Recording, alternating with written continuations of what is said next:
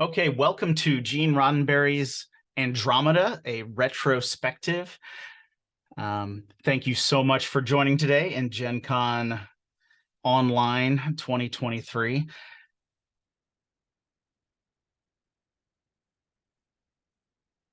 My name is Matt. I run the website dicegeeks.com, and I am a writer, RPG creator, and I am so glad that you are here today to talk about a TV show that I really enjoyed when it was on TV. Just to let you know, these sessions will be recorded. They will be posted on my YouTube channel later. It is just Dice Geeks. That is my YouTube channel name. And everybody is on mute right now. And at the end, hopefully we'll have some questions. So let's just go ahead and dive in. So you may be aware of Gene Roddenberry. He created a little project called Star Trek, and that has enjoyed some success even to this day. And but the show we're going to talk about today, you see, when Gene Roddenberry passed away on October 24th, 1991, his widow, Magog Barrett Roddenberry, she started going through his papers and his notes. Roddenberry was a prolific writer, TV show creator, had a number of pilots and different TV shows over the years, to lesser degrees of success compared to Star Trek, obviously, but he had created a lot of material, a lot of different pilots and a lot of different shows. And after his death, his widow realized that he had some material there that could be used to create other shows.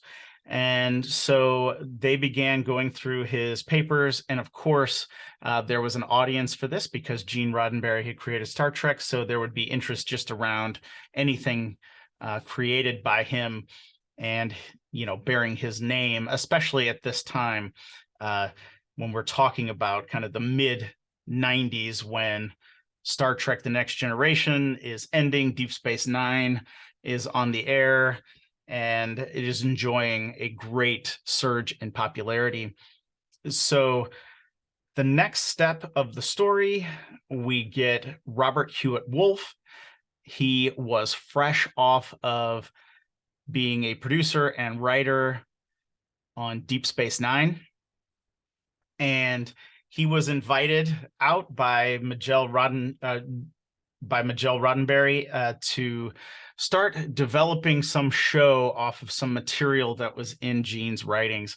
And so he took some of these notes, added his own things, and we got Andromeda, which premiered on October 2nd, 2000, ran until May 13th, 2005. First 4 seasons were syndicated. Season 5 was picked up by the Sci-Fi Channel before the rebranding to the Sci-Fi, different spelling. And like I said at the beginning, I really enjoyed the show. I really like some of the ideas that the show covered, and we're going to dive into that. I have actually interviewed the creator, Robert Hewitt Wolfe, on my podcast, which you can find on my YouTube channel. I have also interviewed Ethlie Ann Vare, who was a writer on the first and second season of the show. And I have also interviewed David Winning, who directed 10 episodes of the show from the first season all the way to the 5th season. So I like the show. I enjoyed it. I like some of the ideas, and we're going to dive into a little bit more here of the explanation of what the show was about and that. All right, so this is kind of a wall of text. I'll read through it really quickly. I took it from Wikipedia and reworded a few things to kind of make it a little bit easier. Okay, just a message in chat. Everybody is muted right now. If you want to ask a question, you can type it in chat. I will try to get to those. I will get to those right at the end of the presentation, if that is okay.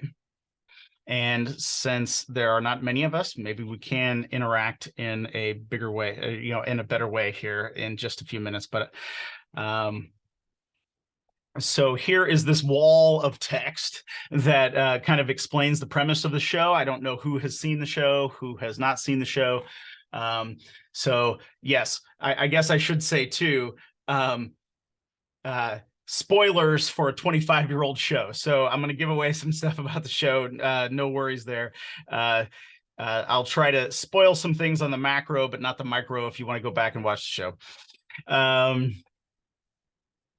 All right, so thousands of years ago in the future, the system's commonwealth is a constitutional monarchy based in a distant star system called Taran Vedra. It spans the Milky Way, Triangulum, and Andromeda. Those are all different 3 galaxies, right? With Taran Vedra, this star system at its core. Dylan Hunt is the captain of a Commonwealth starship, the Andromeda Ascendant. Caught by surprise in the first engagement of the Nietzschean uprising, the crew of the Andromeda evacuates, leaving Dylan on the ship by himself. The Andromeda with Hunt aboard is caught at the edge of an event horizon of a black hole, freezing both in time. 303 years later, the crew of a salvage ship called the Eureka Maru locates the Andromeda. The system's commonwealth has fallen. The era as known as the Long Night has begun. Hunt recruits the salvage crew to join him in an attempt to restore the system's commonwealth and rekindle the light of civilization. So that is the premise. I know it's kind of a big, huge premise, and just some keys to understand. There was a systems commonwealth run by Taran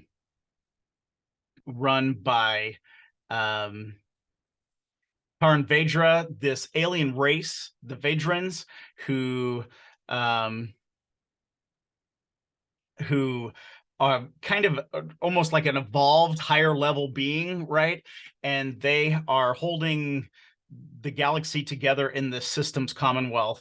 And it is quite an interesting premise, but there is an uprising. People are not content with the system's commonwealth. There's an uprising. Dylan Hunt and his starship are frozen for 303 years.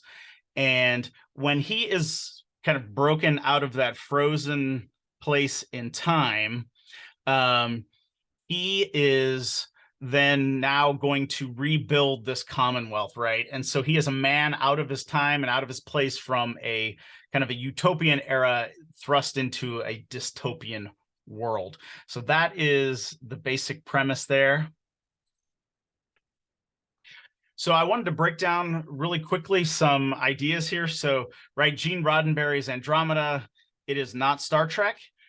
This was very clearly, when I interviewed Robert Hewitt Wolf, he made it very clear that they didn't want to just imitate Star Trek because, well, legal reasons, number one, but also just creatively, they wanted to create something different. The system's commonwealth, it varies from the Federation because it is more of a top-down system. It is kind of a constitutional monarchy, something like that. It's never really exactly defined, but it's more of a top-down with the Vedrans being in control, which is kind of interesting because that was a theme in a lot of Roddenberry's work that, I think he thought humans were actually going to evolve into kind of light beings, energy beings that were all good and benevolent, I believe. And so that's kind of an interesting idea that we have this interesting, this kind of highly evolved, if you will, alien civilization who are holding kind of humanity and some of the other peoples and aliens to a higher standard.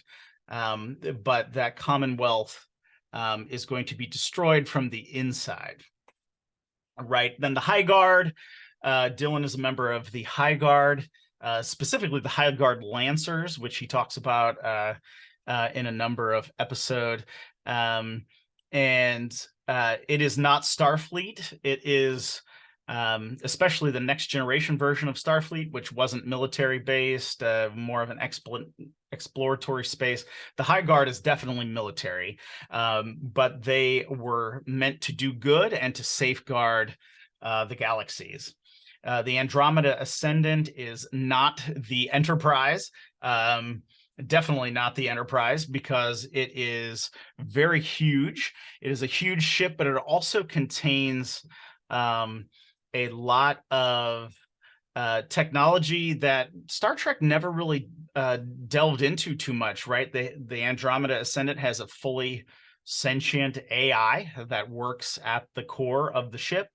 The ship also has some other defining characteristics that really set it apart from the Enterprise, where the Enterprise seems to be, you know, kind of based on a NASA model, you know, kind of a NASA model almost, whereas the Andromeda is something else. The Nietzscheans kind of are key to this, the whole fall of the Commonwealth, and the Nietzscheans are genetically modified humans, and we are called, you know, Homo sapiens sapiens. They are called Homo sapiens invictus, right?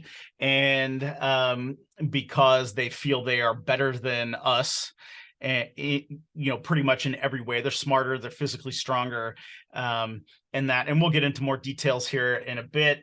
Also, when I interviewed Robert Hewitt Wolf, he made it very clear that he did not want to cross into Klingon territory, like at all. So he made it very clear that the Nietzscheans were going to be as different from the Klingons as he could get.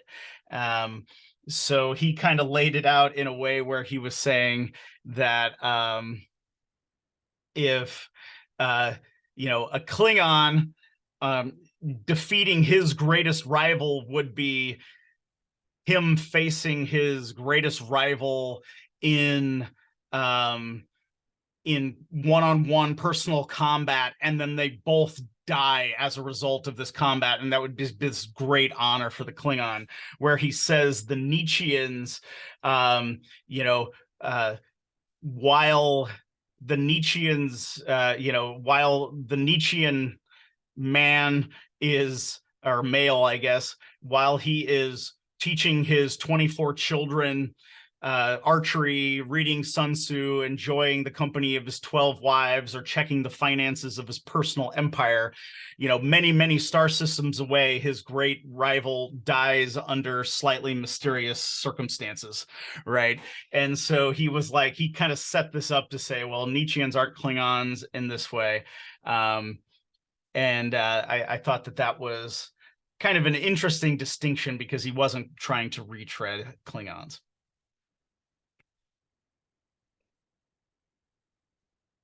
And so now we're going to dive into here the characters a bit. And it seems like everybody here knows the show fairly well, but I will dive in here and we'll talk about the characters. So we have Captain Dylan Hunt, who was played by Kevin Sorbo. Yes, we'll talk about Nietzschean names when we get to Tyr.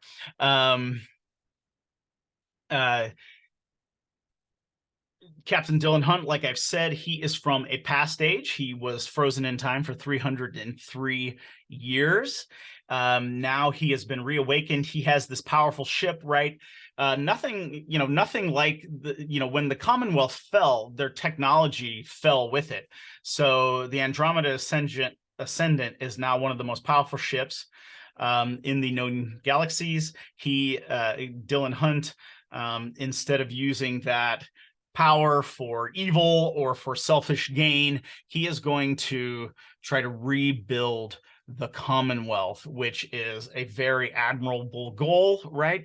And he is going to lead this party to, his little motley crew that he forms to help rekindle the light of civilization.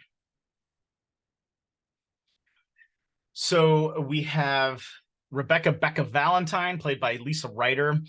She is the captain of the Eureka Maru and the first officer of Andromeda.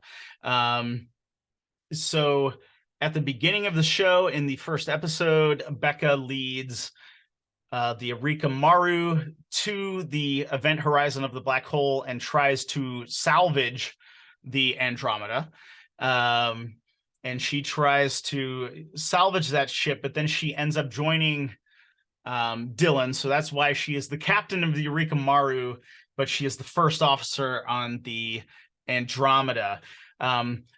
Becca is a con woman. She is a former drug addict, kind of just a rogue and scoundrel-like character. And that kind of really contrasts her between Dylan, right? It creates this great contrast between Dylan and Becca. Dylan, who is thinking about, integrity, telling the truth, different things like that, where Becca is used to just scamming for things. That is kind of interesting dynamic there. With those characters. Next is Trance Gemini, played by Laura Bertrand. Now, Trance is kind of interesting character, right? A very interesting character. The two pictures here, as you can see of her, it kind of represents a change that happened in her character. So in the early seasons and first season, she was purple, and she had a tail. Then she transforms, or actually she is replaced by a future version of herself mid-season 2. I'll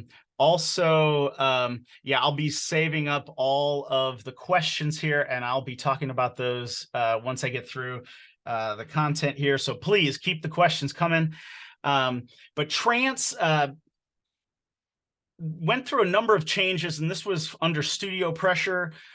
She had a tail at the beginning, and they deemed that the tail was too expensive. So in one episode in season 2, her tail is shot off, which may not be the best way to get rid of your character's tail, but that's the way, that's kind of what happened there. So also the studio didn't like that she was this childlike character. She acted very childish, not childish. She acted very childlike, I should say, almost like an elf kind of character. And the studio didn't like that. They wanted her to, they wanted they wanted Laura Bertrand and Trance to be sexy.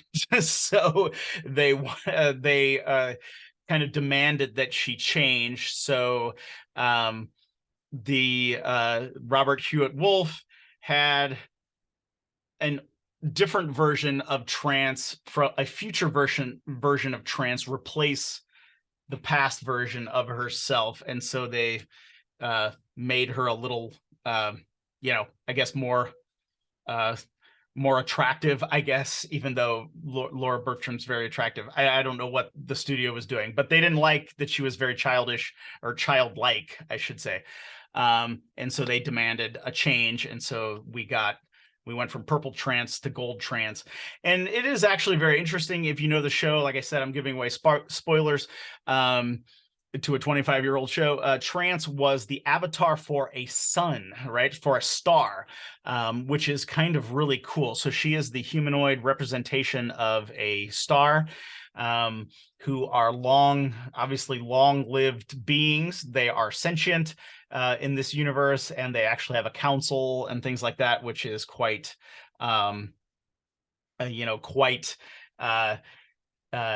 interesting idea, right? I think that is actually a very interesting idea. Trance also deals in different timelines. Once her future self comes back, she spends a lot of time looking at future and possible timelines. And I thought they did a really cool job with she had a bonsai tree because she is very organic. That's why she's the doctor and life support officer. She would clip little branches on her bonsai tree to see different parts of, and possible futures and try to steer outcomes. I thought that was really, really cool. I thought that was a really cool idea there with her character. It kind of foreshadows what we see in Doctor Strange and some of the Marvel movies, really. All right, so now we get to Tyr. We get to Tyr Anasazi. He was played by Keith Hamilton Cobb. He was like the weapons officer. He was a mercenary that was hired by Becca to come along in case they ran into any problems. And he is a Nietzschean. And so he was a regular cast member from seasons 1 through 3. Then he wanted to leave the show. We'll get into some of the drama later. After I get through the content. Apparently he totally just hated being on the show, and didn't understand what he was doing and things like that. Didn't like science fiction, all that stuff. But anyway, his character was really cool, and he is a fine actor, and I really enjoyed his character. And so the Nietzscheans, right? So he is this uber, right? He is this genetically engineered, Superman who follows Nietzschean Superman philosophies. You can see on his forearm down there, you can see the bone blades, right? You can see the bone blades. So Nietzscheans have built-in weapons on their forearms that they can use. And somebody already mentioned naming conventions. The naming conventions of Nietzscheans is probably one of the coolest in television sci-fi. So Tyr Anasazi, we get a cool name right here. Obviously, Anasazi is referring to the people groups that lived in the Southwest in America. Different thing, very cool stuff. Some of the other Nietzscheans, we'll get into their naming conventions as well here in a bit, I'm sure. And we can talk about it after we're done. Well, Tyr, he's an awesome character. He is always kind of scheming and conniving just to give himself a higher position. He is always looking to spread his genes and things like that, because that is what Nietzscheans are focused on, right? They are so focused on this genetic idea. They are warriors, they are scholars.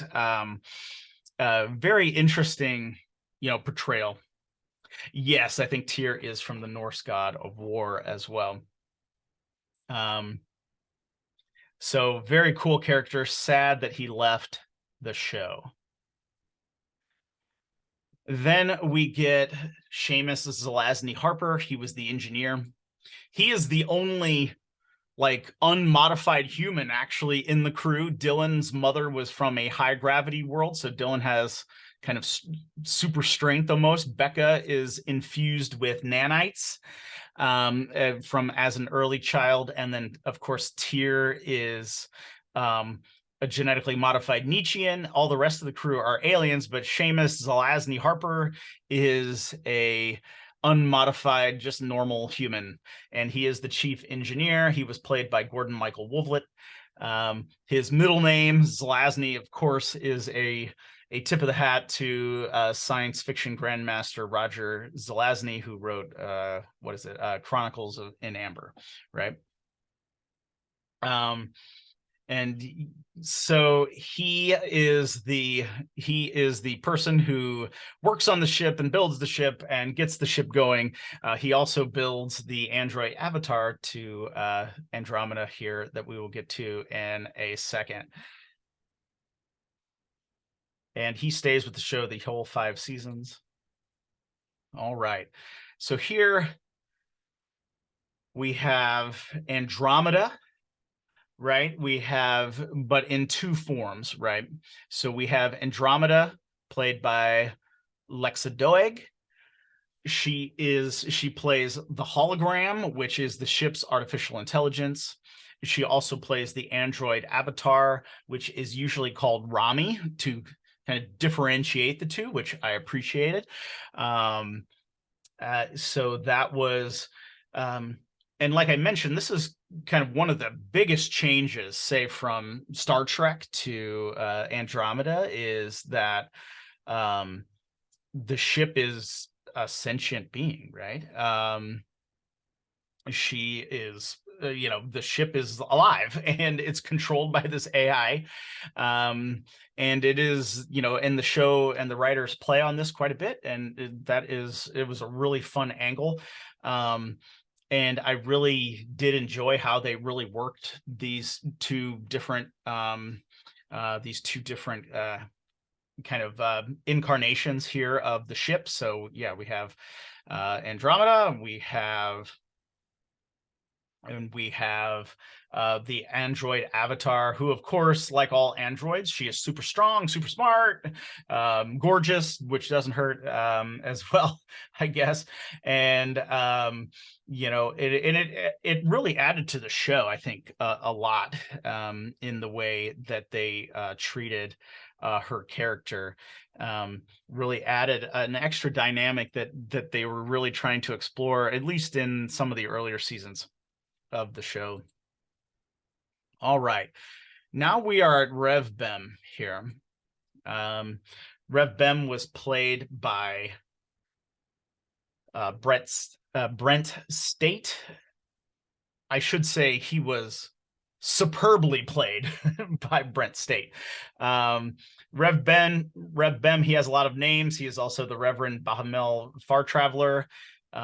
His real name, or his birth name, was Red Plague. So he kind of acts as a science officer. He was in seasons 1 and 2. He leaves kind of the first quarter of season 2. Then he's a guest star in seasons 3 and 4. Rev Bem, to me, is one of the most fascinating characters in television science fiction. Of course, we have Spock. Of course, we have Data. We have maybe Worf is in there too. TNG gets 2. But then Rev Bem, I think he is right up there. So he is an alien species called the Magog. And going along with the look, the Magog are they are basically monsters, right? They devour sentient beings, can only lay their eggs to be hatched in the corpses of sentient beings, which is obviously disgusting, but it lends kind of this terror element, right, to their species, because they're going to be one of the main antagonists of the show. However, we have Rev Bem here, who has become an adherent of a philosophy or a religion called the Way, kind of in the show purposes of, it's kind of like Buddhism or some aspects of Christianity kind of just melded together and kept vague for, TV sake. So he has become religious, and he is fighting against his nature. And I think his character made the show so dynamic. It was awesome. I loved his character. His voice was perfect. His eyes were perfect. I've listened to some interviews of Brent State talking about this. He said that they had big red contacts for him, but he asked that he not be allowed to wear them so he could act with his eyes. and which was perfect. It was a great call because he shows a lot of emotion and range in his eyes. Like I said, I think he's one of the most dynamic characters. He was one of the best on TV at that time. I mean, just for science fiction characters, was absolutely amazing. So why did he leave the show? Well, the actor, he said it was the first time doing some of these makeup and costuming effects, and they were working like 10 and 12 and 14 hours a day. The makeup process was well over 4 hours long. It was painful, and it hurt him physically, and he was absolutely exhausted. This is from his own words in an interview that I've listened to. There is a podcast, an Andromeda podcast. It's called Drive Back the Night. You should definitely listen to it. He said it got to be overwhelming, and he asked for some changes and things, and like it didn't really work with his contract and that, so it just basically came down, well, he had to leave the show. So he left the show, and at the time, if you remember back to like 2002 or so, if you were watching the show back then, the studio released that he was allergic to the makeup, and he says that is not true, but they use that as a cover story. He basically says he was just so tired and that he was so exhausted that he couldn't do it. He said if he would have been smarter, if he would have been a little bit older, a little bit more seasoned as an actor, he would have worked things into his contract, like no more than 8 hours of being in the makeup, work every other day or something like that. And he said he would have been able to do it more smartly, but he said he didn't know some of that stuff at the time. But he was an amazing character, an amazing character. The show really took a hit when he left. So once Tyr leaves the show, we need another Nietzschean. So we need another Nietzschean, of course, because we have to, because Nietzscheans are awesome. So we get Telemachus Rhade, played by Steve Basic. He becomes kind of just the weapons officer / first officer kind of character. He becomes permanent in season 4 and 5. He was actually a guest star in some of the earlier seasons because he is a descendant of Gaheris Rhade. That was Dylan's first officer who betrayed Dylan and caused some of the Nietzschean uprising 303 years ago. So this is a descendant of Dylan's first officer who betrayed him. So that adds a great dynamic to the show, actually. I mean, that was a cool character. That was a cool idea. Played by the same actor, by the way, played by Steve Basic, both of them. That was a great dynamic. It really added to the show. So it was sad that Tyr left, but we got Telemachus Rhade added in. And as you can see, their naming convention, right? You can see their naming conventions, as somebody in chat mentioned. The Nietzscheans have some of the coolest names. Now, I did interview writer Ethely Ann Vare on my podcast, which is on YouTube right now. She created the character of Telemachus Rhade and named him, and she said she got teased and everything by that because people didn't like the name. I think the name is awesome. Of course, it comes from Odysseus's son is named Telemachus. So if you've ever read the Odyssey, that is where Telemachus comes from. I think it is a really cool name. But the Nietzscheans have some of the coolest names ever. Of course, his, Dylan's first officer 303 years ago was Gaheris Rhade, which is another mythological name. Awesome stuff here. So he joins the show in seasons 4 and 5. He is a really fun character as well. And then we have Doyle, played by Brandy Ledford.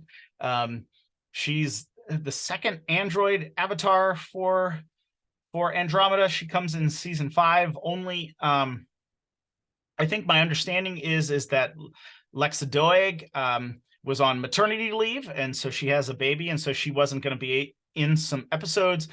And the studio, for whatever reason, thought they needed, I guess, I guess they needed another woman in the cast, so they brought in Doyle. She was an android, but her memories were all mixed up, and so it's revealed later on who she is. It's very confusing, and we're going to talk about season 5 in a minute because, frankly, season 5 is kind of a train wreck. So we'll talk about that in a minute. All right, so here's the ship, right? So here's the ship. The ship is the Andromeda Ascendant. And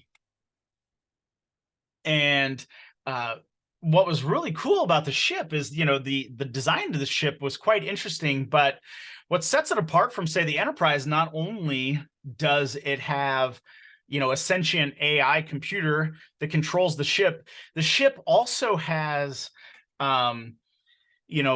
tons of fighter craft, right? It has a whole bunch of what they call slip fighters that can be controlled remotely, can be controlled by the computer, can be manned or unmanned. I mean, it's just really cool stuff. The ship also has mechs on board that it can drop onto, that can like walk around its hull and get borders off, or they can be dropped on planets. So huge mechs with big Gatling gun rocket launchers. I mean, this is really cool. Like, this is a warship, really some cool stuff here. And really, Andromeda, the show, was really one of the first shows to really push some of like drone technology and stuff, which Star Trek never really did much with. And I thought that was a great, I thought that was a great addition to the ship, making the ship, kind of representative of some of the power and stuff that these advanced, the advanced Vadrons would have had. All right, some of my cool stuff, some of the stuff that I just thought was super cool about the show. The Force Lance. So this weapon up here that Captain Hunt here, Dylan, is holding, it's called a Force Lance, and it was the weapon of a High Guard Lancer. And so this is one of the things, as you can see here, he is pointing it. So it was a ray gun, right? It's a laser gun, but it is also, it can also extend out and form a quarterstaff.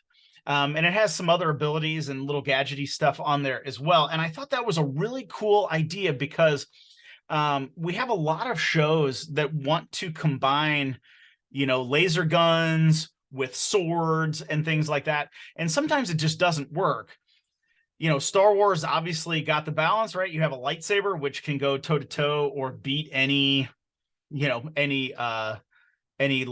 blaster or laser gun there is. The Force Lance did something similar, right? So you have it be a laser gun, but it can also extend into a quarterstaff that you can do hand-to-hand fighting with when it's too close to shoot somebody. And I thought that was great, and it fits into the world perfectly. It also has, a power source and some other little gadget stuff on there, so you can use it to, when you get trapped in rooms and stuff, you can,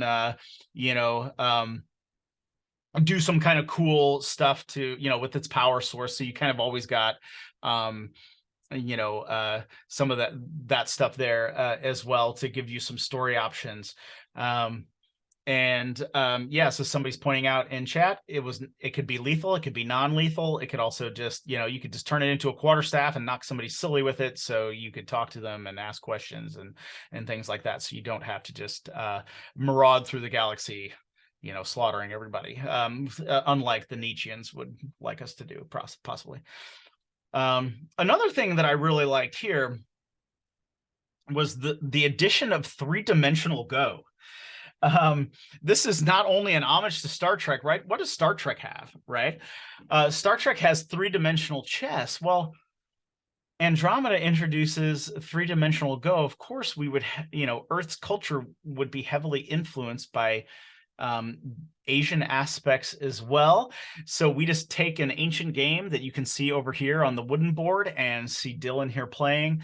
That was about the best screenshot that I could find. Sorry, but you can kind of see it there over I think that's Gaharis Rade's shoulder. You can see him playing 3D Go, and I thought this was just an absolutely great addition to the world, right? It just adds to the world. It shows also, though, that we are gaining intelligence, and it is just a lot of fun. I thought that and it was also, I mean, you can't only just not see it and think of three-dimensional chess, but it was a great addition here to the game, and they are into the show, and they use it in a very good way too, right?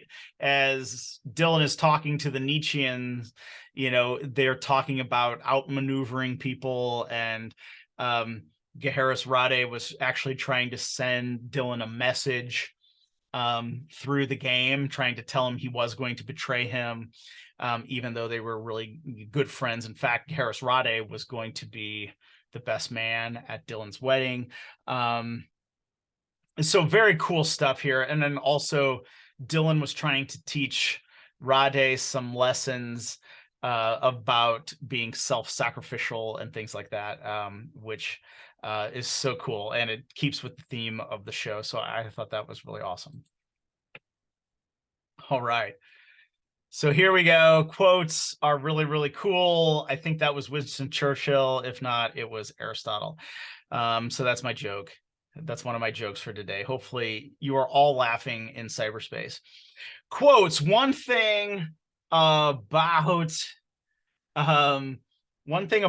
Andromeda that really set it apart from other TV shows was that each of the episodes began with a quote that went along with the theme of the episode.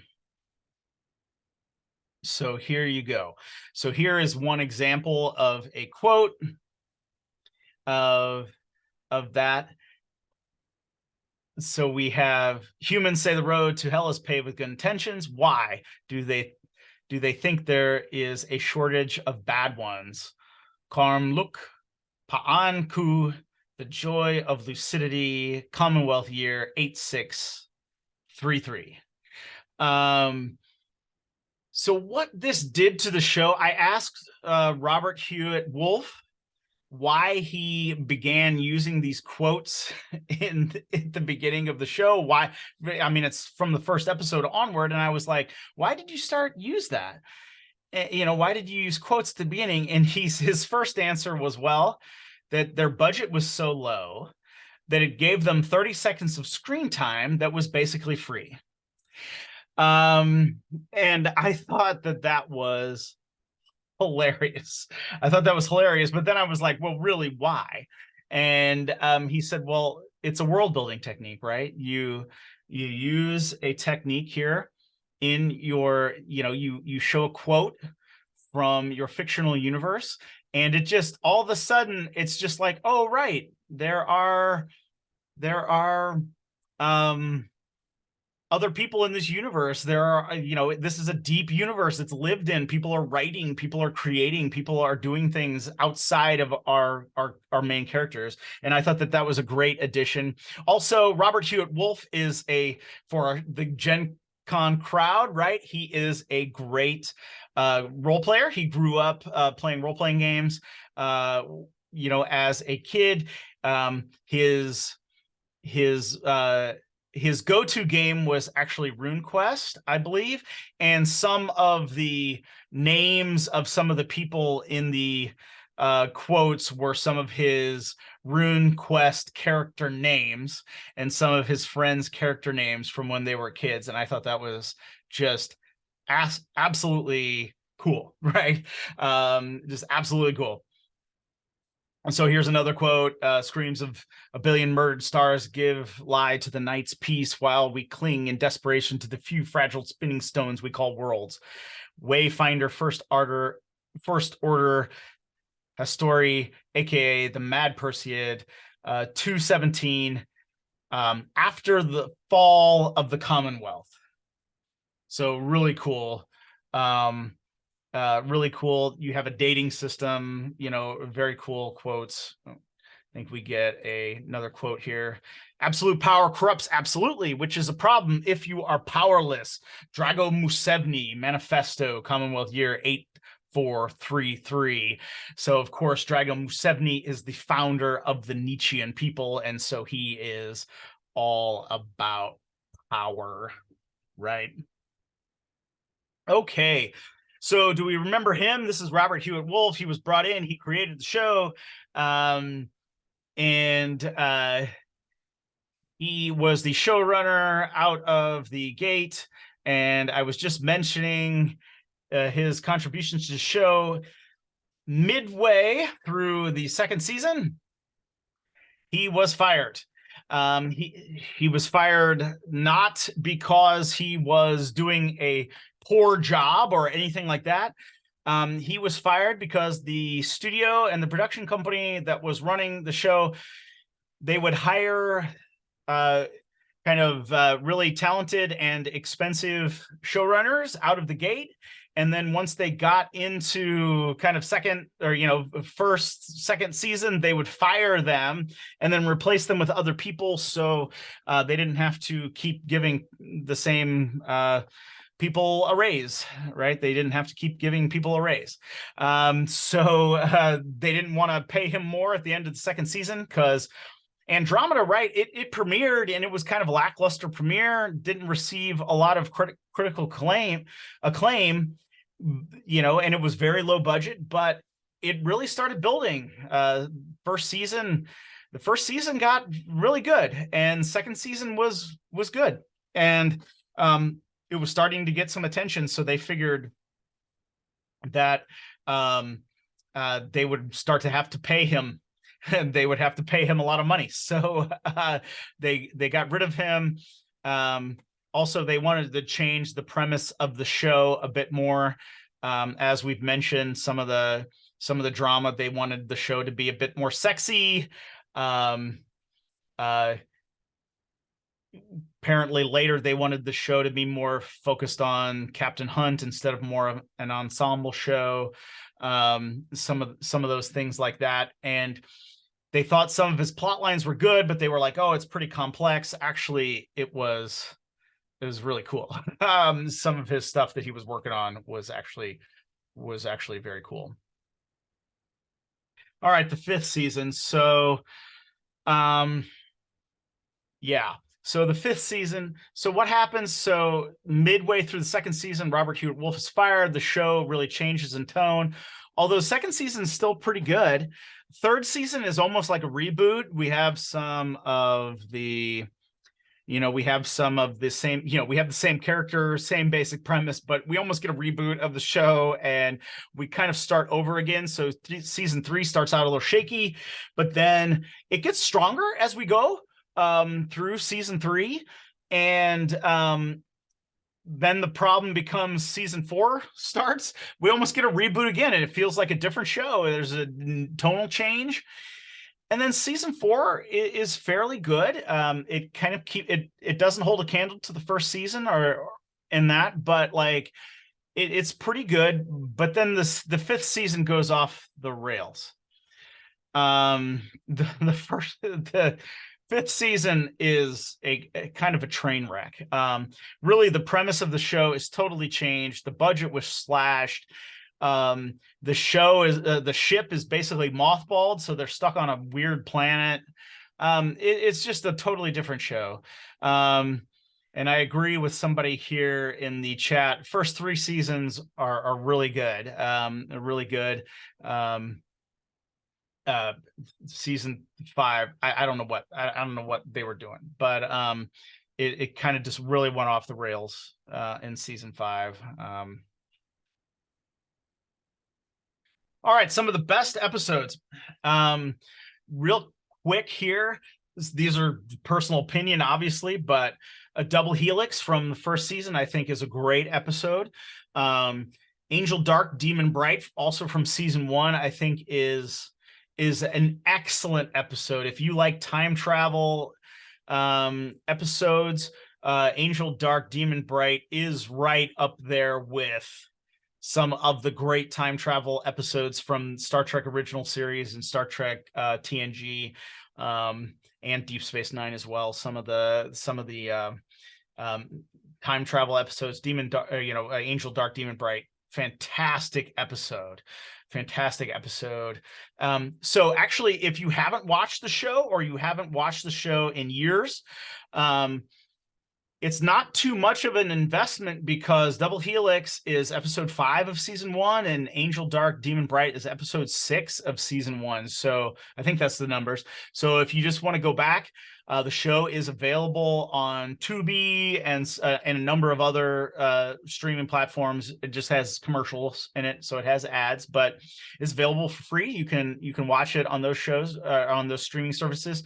There's not much of an investment, because you can watch the pilot and then just a couple episodes, which are fine. They're fine episodes. And then you get right into Double Helix and Angel Dark, Demon Bright, which are great. So you can really get hooked into the show really fast without, it's not like saying, oh, you have to watch 3 seasons of the show to like get really hooked or whatever. You can get hooked really quick on Babylon 5, or on Andromeda. And that's actually what happened to me back in the day. I was watching some of the show when it was airing, and I watched the pilot, and I thought, oh, wow, this is kind of cool. This is kind of interesting. Watched a few episodes. Double Helix hit one week, and then Angel Dark Demon Bright hit, and I was like, oh my gosh, I got to watch the show all the time. I gotta watch this show all the time. So those are good episodes. The Devil Take the Hindmost, also season 1, is a great episode.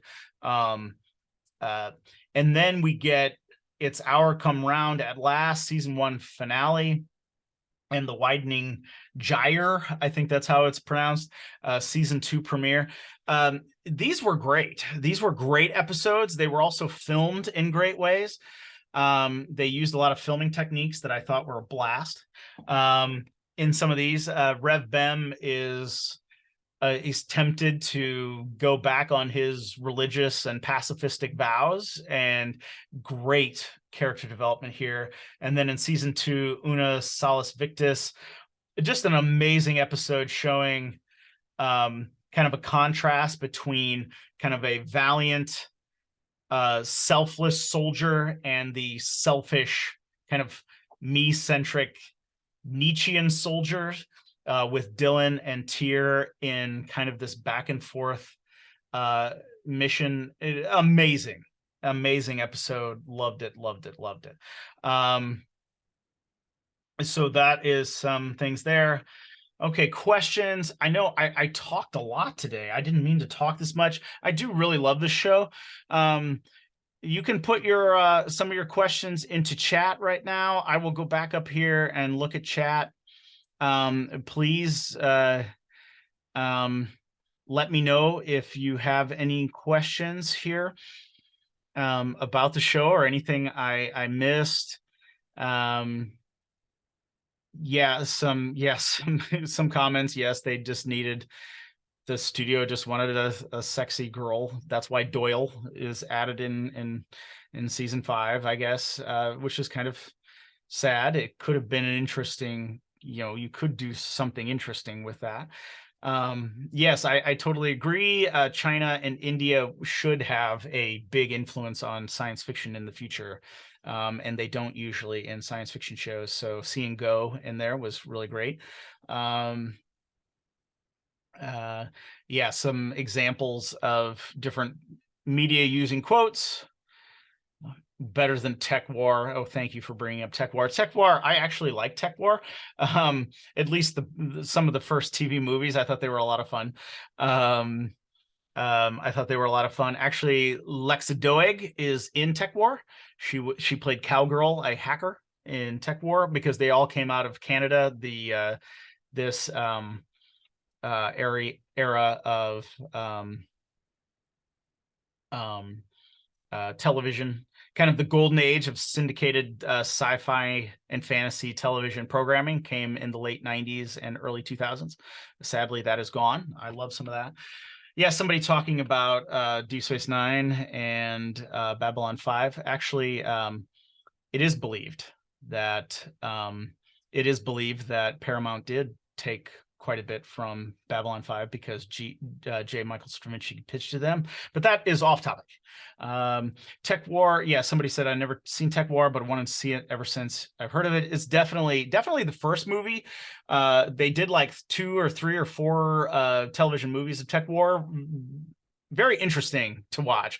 They did a short-lived TV show that was a little less, kind of lost its way a little bit, but I've seen most of them, I think. But any questions real quick about Andromeda? We only have 4 minutes or so left. I thank you so much for joining today. I know we're kicking off Gen Con with talking about an old TV show, but I think we can use a lot of these ideas in our games. Even if we're playing fantasy, we can use a lot of these ideas. I think taking fiction,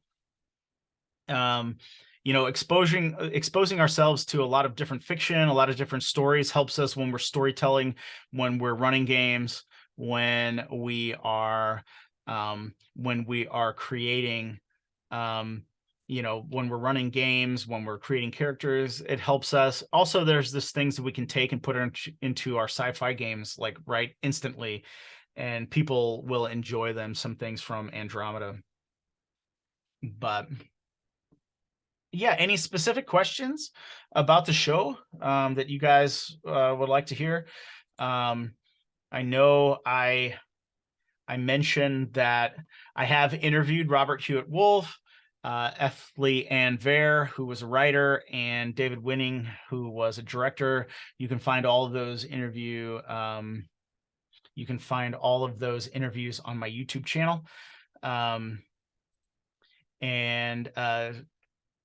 Really awesome stuff. Really cool. Oh, thank you. Yes, you can write questions right here. I usually keep it mute so people so we don't go over time and things like that. So you can write a question here. Thank you so much, Stefan, for signing up for all my Zooms. Thank you. Yes, I have many more coming today.